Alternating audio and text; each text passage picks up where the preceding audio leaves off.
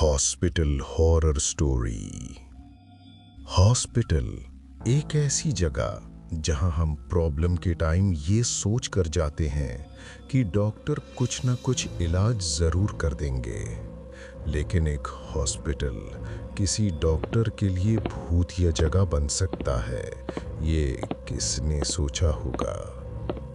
आज की कहानी मुंबई के एक हॉस्पिटल में हुए एक ऐसे ही ट्रू इंसिडेंट पर बेस्ड है। 26 साल की डॉक्टर सना शेख MBBS की इंटर्नशिप के चलते नाइट ड्यूटी के लिए पोस्टेड थी। उसके साथ उसकी 2 बैचमेट्स रिया और अंजलि भी नाइट शिफ्ट के लिए हॉस्पिटल में थे। क्लासेस के दौरान उन्होंने लोअर बेसमेंट के एक हॉन्टेड रूम के बारे में बहुत सुना था। कहते हैं वहां पहले एक साइकेट्रिक वार्ड हुआ करता था, लेकिन एक आदमी के वहां सुसाइड करने के बाद वहां कुछ अजीबोगरीब घटनाएं होने लगीं, जिसकी वजह से उस वार्ड के सारे रूम्स और बेसमेंट को लॉक कर दिया गया था।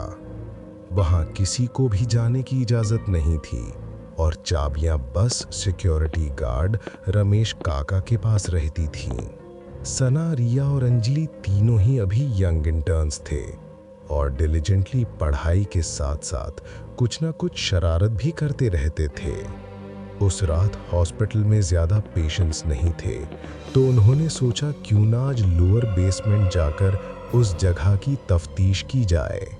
तीनों ने किसी तरह रमेश काका से छुपकर चाबी ली और बेसमेंट की तरफ चल दिए। सीढ़ियों तक पहुंचते ही एकदम अंधेरा देख रिया घबरा गई और उसने सबको वापस चलने के लिए कहा, लेकिन कोई नहीं माना।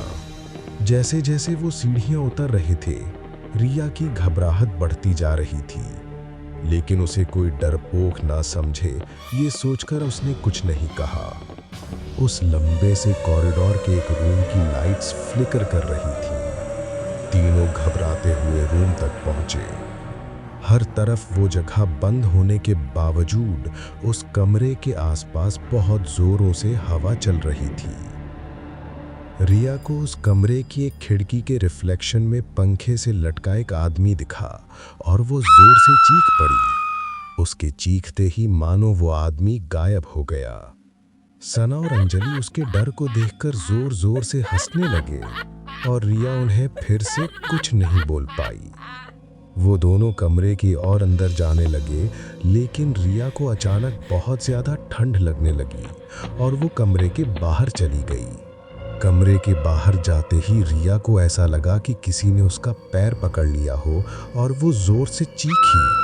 इससे पहले कि सना और अंजलि कुछ कर पाते, उन्होंने देखा कि एक डरावना सा आदमी रिया को घसीटते हुए कॉरिडोर के एंड तक ले जा रहा है। वो रिया की तरफ भागे, लेकिन उस रूम का दरवाज़ा बंद हो गया और सना और अंजलि उस रूम से बाहर नहीं निकल पा रहे थे। अचानक सारी लाइट्स बंद हो गईं। उन्होंने वापस दरवाज़ा खोलने का ट्राई किया तो वो आसानी से खुल गया। बेसमेंट में एकदम अंधेरा था और सना और अंजलि को कुछ समझ नहीं आ रहा था। उन्होंने जब अपनी टॉर्च लाइट्स ऑन की तो उन्हें ऐसा लगा कि एक साया कॉरिडोर में घूम रहा है। दोनों साए के पास आते ही बहुत जोर से चीखे और बेसमेंट से भाग निकले। ऊपर जाते ही उन्होंने रमेश काका और कुछ लोगों की मदद से बेहोश रिया को बेसमेंट से निकालकर ऊपर हॉस्पिटल के रूम में एडमिट किया। रिया थोड़ी ठंडी पड़ी थी और कुछ कुछ बड़बड़ा रही थी। सारे सीनियर डॉक्टर्स ये देखकर शॉक थे, किसी को कुछ समझ नहीं आ रहा था। रिया उस रात से 6 महीने तक कोमा में थी। होश में आने के बाद उसने कभी भी उस रात के बारे में दोबारा बात नहीं की। सना और अंजलि अपनी उस एक शरारत को आज तक रिग्रेट करते हैं।